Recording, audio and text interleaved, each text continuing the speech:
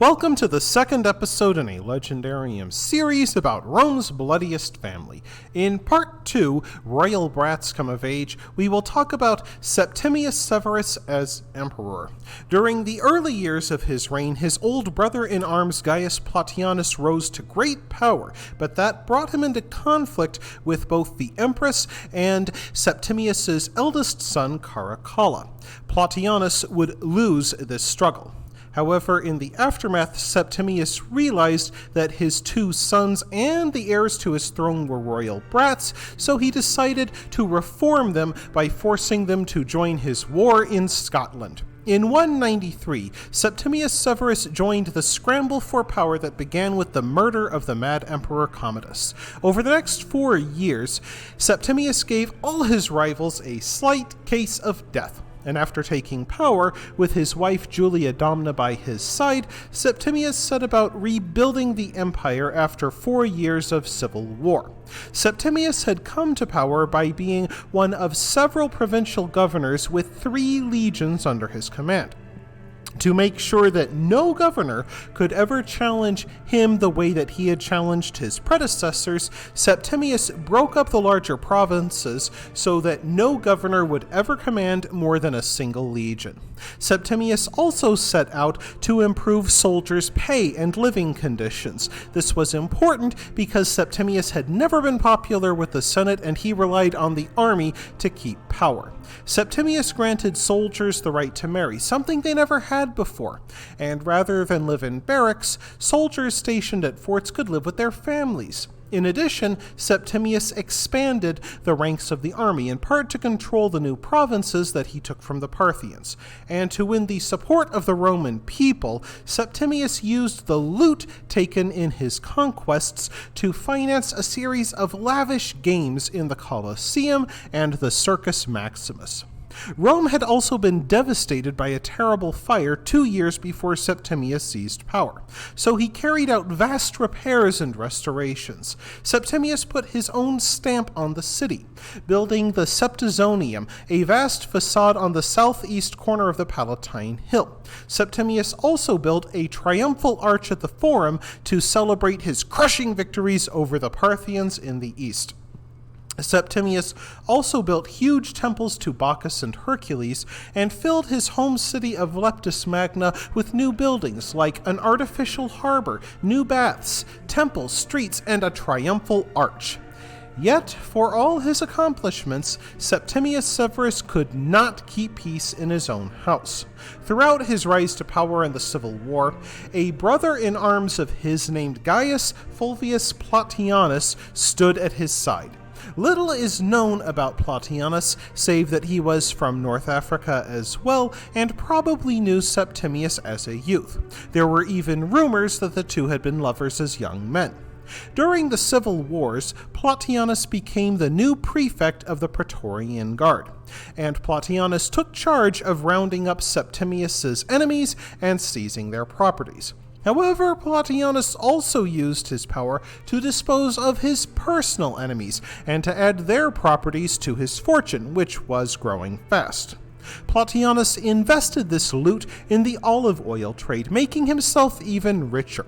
Though Septimius's son Caracalla held the rank of Caesar and was heir to the throne, it was Plautianus who sat at Septimius's right hand. Stories about Plautianus's cruelty were probably exaggerated, but they show how feared and hated he was. Tales told of Plautianus sending his men to plunder sacred horses and treasure from temples in the Red Sea. Other stories told of Plautianus castrating young men so they could serve his daughter Plautilla as attendants without the risk of them seducing her.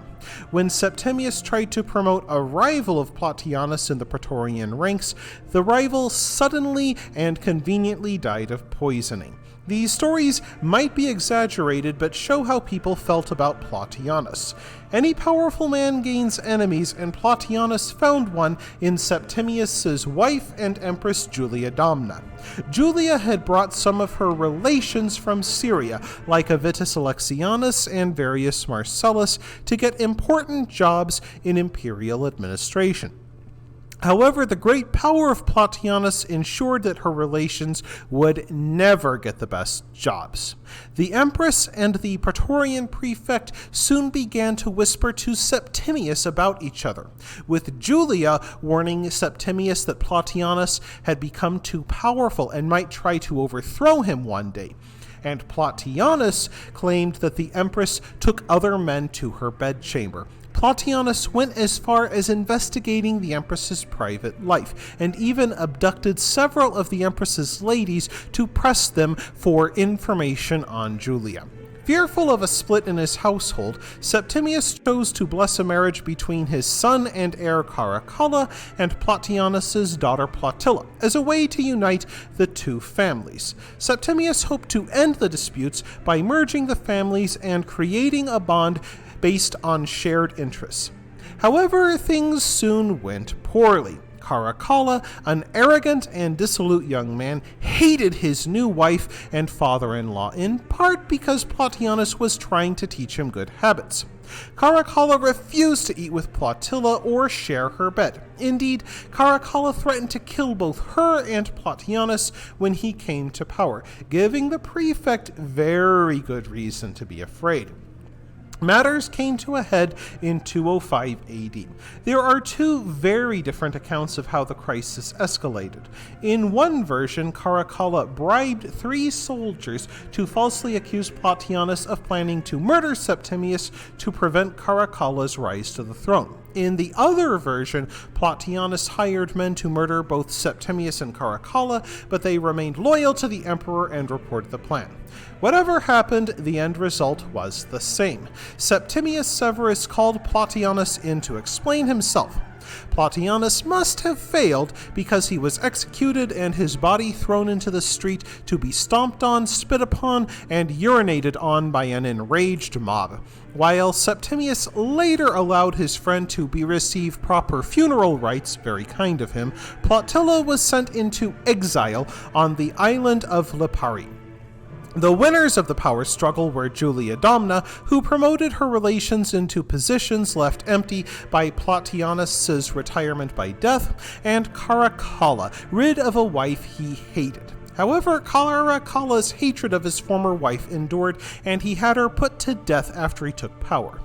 Yet that was not the only hatred poisoning the royal house. Caracalla long assumed that he would be sole heir and emperor. However, the Empress Julia Domna pushed her younger son Gaeta to become co-emperor with Caracalla. The two brothers had long quarreled, but now Caracalla grew to hate and fear Gaeta as a rival for power. But both sons aggrieved their father, as they spent most of their time in wine shops, brothels, and racetracks, keeping company with charioteers, gladiators, and prostitutes. Hoping to cleanse them of bad habits and perhaps teach them to get along, Septimius took his 2 sons away from the wine-soaked streets of Rome to the frontier of Britain for an invasion of Scotland. Septimius hoped to conquer the entire island and win fame for himself. Placing Gaeta in charge of the Romanized south, he completely repaired and rebuilt Hadrian's Wall.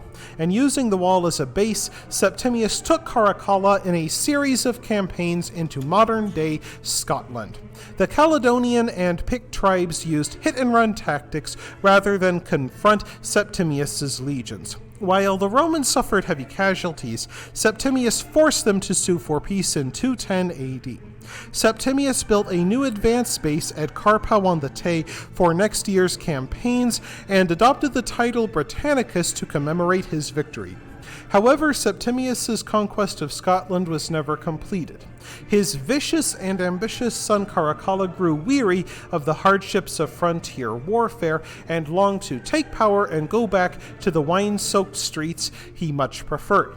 According to one story, Caracalla attempted to stab his father in the back, but stopped when some of Septimius's men questioned him. The story goes that a suspicious Septimius placed a sword in his son's hand and dared him to run him through. Caracalla was reduced to tears by the confrontation. Rumor has it that Caracalla then tried to convince Septimius's doctors to cause his father's death, a scheme the doctors would have no part of. However, Caracalla need not have tried to become a patricide.